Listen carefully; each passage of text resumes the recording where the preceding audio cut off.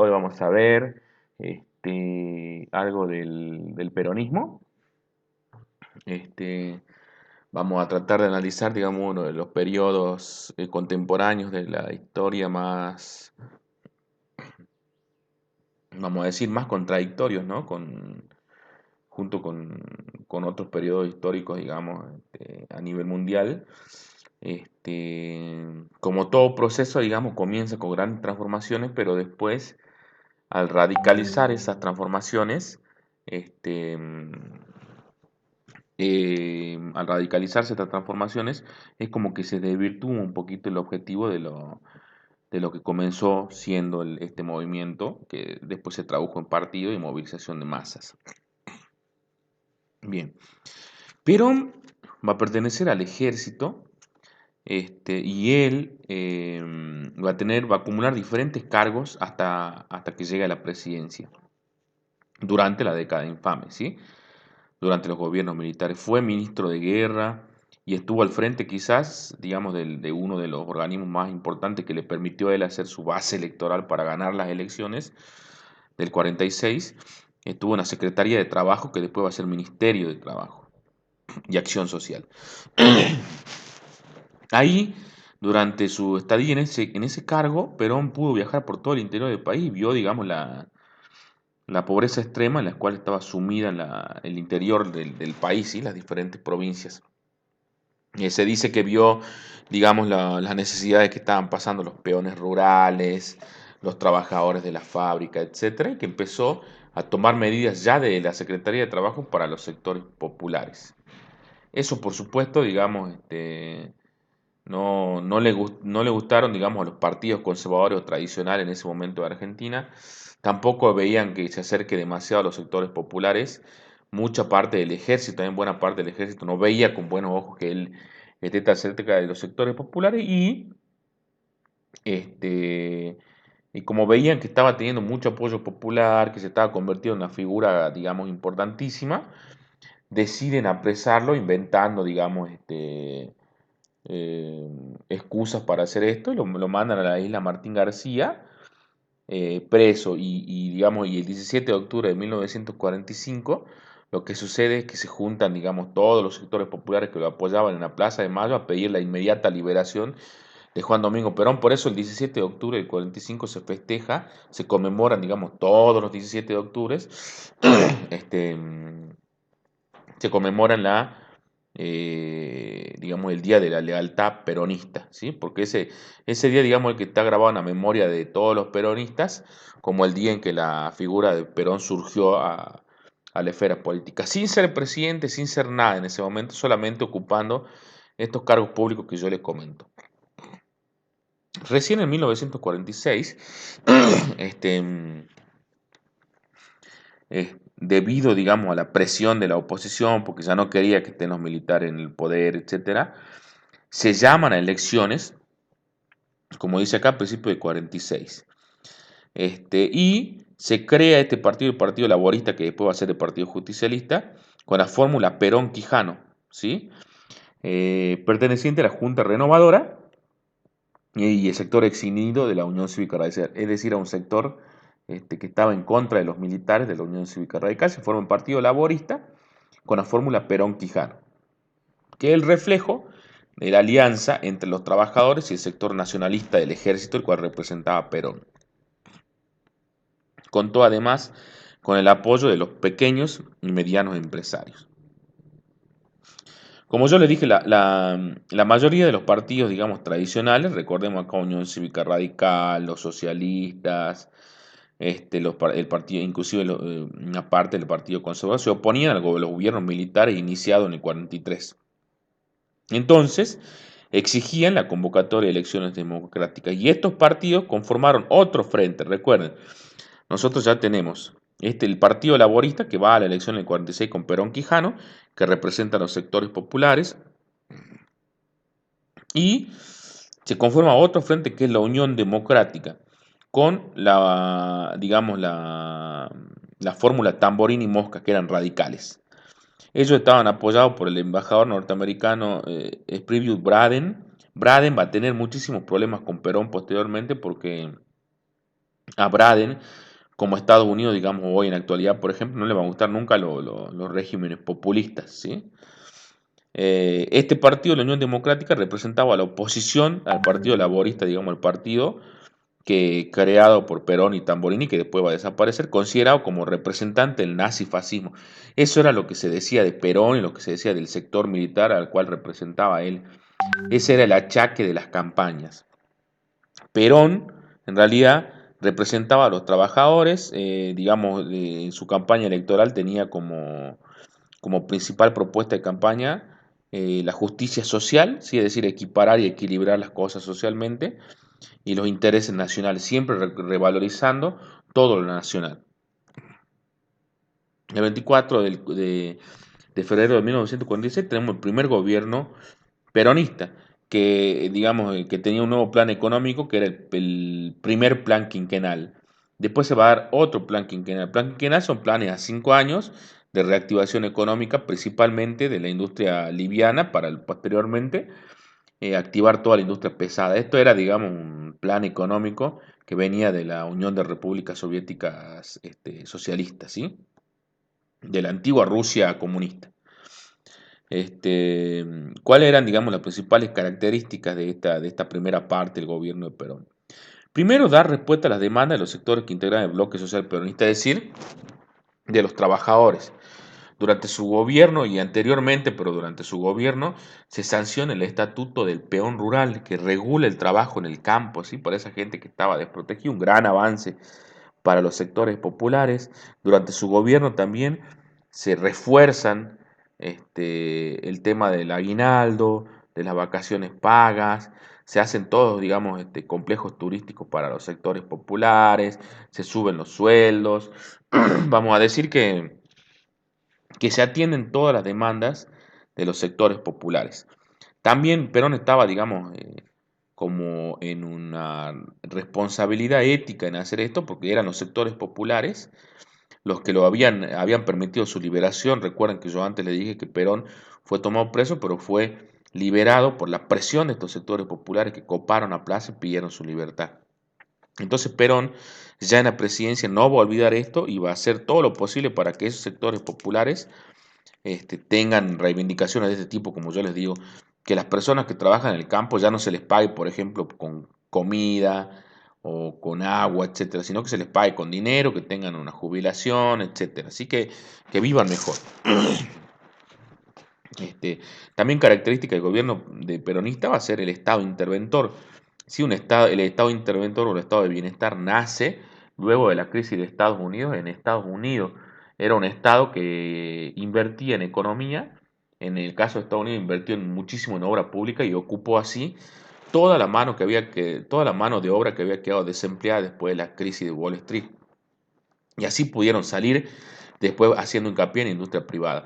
Pero una solución rápida para achicar el desempleo en Estados Unidos fue que el Estado intervenga en economía y que empiece a hacer obra pública y a ocupar a toda esa gente, a toda esa mano de obra que había quedado desempleada en la obra pública. Ahí se construyen los grandes puentes de todas las ciudades de Norteamérica, los grandes edificios, para ocupar toda esa mano de obra y así se reactivaba también la industria, ¿sí? De fundición de acero, de producción de ladrillos, activaron absolutamente todo. Perón copia ese modelo y hace un Estado interventor acá en Argentina, que es un Estado que interviene en economía, interviene en el caso de conflicto entre empresarios y trabajadores, interviene para mejorar las condiciones de los trabajadores del campo y la ciudad, interviene para reactivar la obra pública, haciendo los barrios como se hacen ahora, ¿vieron? Barrios así que se canalizan por el Instituto Provincial de Vivienda, etcétera. Así, esas ideas ya vienen del peronismo. Activar, digamos, la obra pública, haciendo barrios, escuelas, hospitales, para poder manejar mejor el desempleo. Y, digamos, gracias a esta medida, Argentina pudo tener un mercado de pleno empleo, es decir, la mayoría de la gente tenía trabajo y por lo tanto cuando tienen más plata en el bolsillo, el mercado interno de Argentina se robusteció y empezó a crecer, ¿sí? Porque gente con dinero en el bolsillo quiere comprar cosas. Y si uno tiene activado una industria nacional en ese momento, todo el mercado nacional crece. Recuerden ustedes que yo le dije al principio que Perón era nacionalista, por lo tanto él va a mirar siempre con desconfianza todo lo que entre de afuera, en economía también. Por eso, digamos, se robusteció la industria nacional, porque casi no se dejaba entrar nada de afuera y se producía todo aquí por este tinte nacionalista que tenía este gobierno. Se procuró una mayor justicia social. Esta es una de las tres banderas del peronismo, vamos a decir que es uno de los tres ideas básicas del peronismo, las tres banderas: justicia social, soberanía nacional e independencia económica. Esas eran, digamos, las tres directrices del peronismo. La justicia social está referida, digamos, a una redistribución de los ingresos más equitativa, es decir, a que nadie viva más, que a tratar de reducir los índices de pobreza, de verdad, ¿sí? Es decir, dando empleo, etcétera. Eso se procuró durante el gobierno peronista. Esto que yo les decía alentó el desarrollo de la industria nacional. Nosotros teníamos el complejo de fabricaciones militar en la ciudad de Córdoba, que creaba aviones, digamos, que estaban a la vanguardia en el mundo en ese entonces. Los Pulki 1, los Pulki 2, digamos, que eran aviones muy parecidos a lo que fueron posteriormente los MiG rusos, digamos, aviones de poco peso, con mucha velocidad y capacidad de maniobra. Teníamos bombarderos, por ejemplo, los bombarderos como el que yo siempre cito, que es el Naranjero, un bombardero enorme que tiraba bombas en racimos, que era tecnología que no tenía ningún país acá en Latinoamérica. Teníamos autos, digamos, digamos, también haciendo propaganda de su gobierno, el auto que se llamaba el Justicialista, ¿sí? Un auto netamente de producción, de fabricación argentina. Teníamos en las fábricas de Itela, teníamos heladeras, cocinas, radios, digamos, una incipiente industria nacional que se protegía con los tintes nacionalistas. Esto que yo les decía también procuró la redistribución de las riquezas, ¿sí? Que sea más equitativo, digamos, el tema de distribuir las riquezas, de distribuir las ganancias, y se incentivó mucho el consumo interno, el compre argentino, ¿sí? Porque como yo les dije, tinte nacional, era un gobierno nacionalista, entonces se priorizaba todo lo que se producía acá. Este, mm, Algunas ideas, digamos, de sacar de los discursos de Perón. Fíjense, en octubre de 46 decía: para aumentar nuestras conquistas sociales necesitamos aumentar la riqueza y aumentar el trabajo. ¿Sí? Es decir, si nosotros queríamos abordar esta justicia social, no lo íbamos a solucionar de ninguna otra manera que no sea trabajando.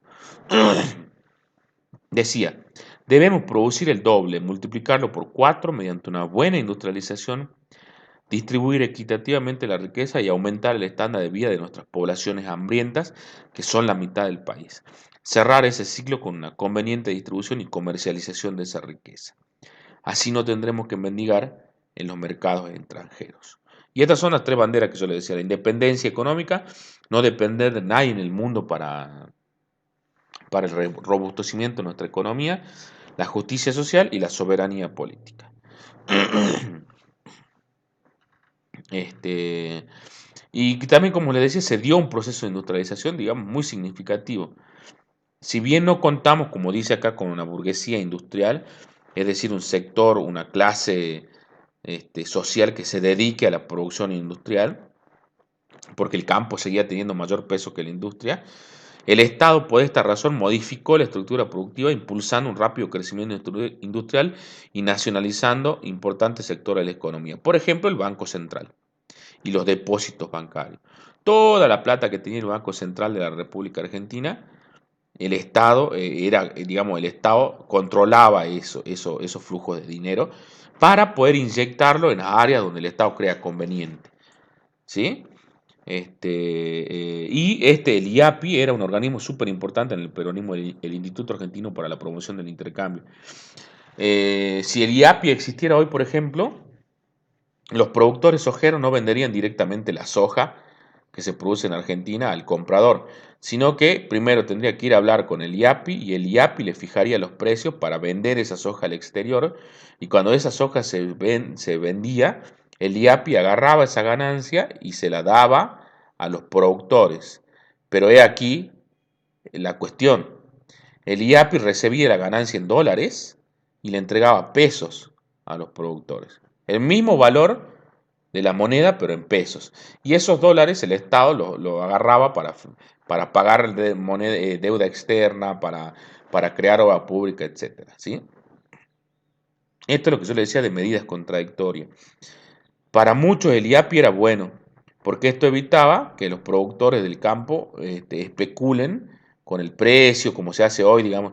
Hoy, por ejemplo, los productores esperan a liquidar la soja hasta que el precio de la soja sea bueno y no le importa, digamos, si el Estado necesita esos dólares o no para pagar deuda o no. Y el Estado no puede hacer nada. En ese tiempo, si hubiera existido el IAPI, el Estado cobra compulsivamente esos dólares y ve qué hace con eso, si paga deudas, etcétera. Digamos, y no está a la merced de la especulación de los productores agropecuarios. Pero también está la otra parte de que resulta, digamos, nadie puede venir a decir cuándo yo voy a vender las cosas, ni tampoco cobrar el dinero por mí. Es una restricción a la libertad. ¿Sí? Por eso digamos, también yo le decía que este gobierno peronista es contradictorio. El IAPI es el mejor ejemplo. Para algunos es bueno y para algunos el IAPI es malo. Para algunos el IAPI era necesario para que los productores suelten los dólares y no los guarden, sino que los inviertan, etcétera, y que el Estado priorice esos dólares para pagar deuda o para cualquier otra cosa. Y para otros era malísimo el IAPI porque es como que se sentían vulnerados los productores del campo, se sentían vulnerados porque ellos decían, si yo a mi producción le puedo sacar más plata si espero. ¿Por qué el Estado me tiene que hacer esto? Está restringiendo mi libertad. Entonces, digamos, ahí se centraba también las contradicciones de este peronismo. Y aquí está un poquito lo que yo les contaba, la euforia económica, el aumento del poder adquisitivo de los salarios. En ese momento teníamos pleno empleo, digamos, casi toda la gente de los sectores populares tenían empleo, entonces tenían dinero para gastar, ¿sí? En bienes de uso doméstico elaborados por industria liviana comenzaron a venderse en grandes cantidades. La gente compraba lo que le hacía falta porque tenía el dinero, porque cobraba un salario, estaba ocupado en la industria o en el campo, cobraba bien por las leyes laborales favorables a los sectores obreros. Entonces, digamos, todo funcionaba más o menos bien. Ahora, en cuanto al modelo distributivo peronista, distributivo del dinero, el objetivo era modificar la distribución del ingreso para considerar un nuevo orden social. Sectores populares que cobren bien y que puedan consumir acá en Argentina. ¿Cuáles eran los instrumentos para hacer esto, para que los sectores populares cobren bien? Créditos subsidiados para financiar aumento de sueldo. Supongamos, el Estado decía que los obreros de la industria textil tenían que cobrar un 37% más a partir del mes que viene. Los empresarios decían, no tenemos esa plata. El Estado les daba esa plata para completar el pago del subsidio. Aumentó el gasto público. ¿Esto qué quiere decir? Subía los sueldos de la gente que trabajaba en la administración pública. Por lo tanto, ellos podían seguir consumiendo en el mercado interno. Y aumentó el déficit fiscal para mantener el nivel de actividad fiscal perdón, para mantener el nivel de actividad laboral, ¿sí? Se aumentan, digamos, los impuestos para mantener un nivel de actividad laboral más o menos equilibrado. ¿Cuáles eran las dificultades? La ausencia de estrategias de crecimiento a largo plazo, que es lo que tenemos hoy en día, que es lo que tenemos desde que nacimos como país, ¿sí? Casi todas las estrategias que se plantearon en nuestra historia argentina fueron a corto plazo. No era una proyección. ¿Esto qué quiere decir? Que cuando venía un partido terminaba con todo el camino que se había desandado por el otro partido político saliente y así. Por eso nosotros no tenemos un plan económico a largo plazo. Si, digamos, los partidos políticos se hubieran puesto de acuerdo en un ritmo económico, en un rumbo económico, ya sean los peronistas, ya sean los radicales, ya sean los socialistas, si iban cambiando los gobiernos, iban a seguir con ese norte, por ese modelo económico, por ese modelo de desarrollo, pero cada uno llegó con una idea diferente y así se fueron trucando las cosas. Esto va a durar hasta el 55, durante el segundo mandato de Perón, después de que se modifica la constitución, lo derroca nuevamente un golpe militar, la Revolución Libertadora, ¿sí? En el 1955. Pero eso ya va a ser tema de la otra clase que yo se la voy a subir el jueves que viene, le voy a subir otra clase también para que veamos peronismo y lleguemos hasta el golpe del 76. Bien, chicos, espero que se haya entendido. Cualquier consulta, yo estoy aquí, ya saben, para cualquier duda.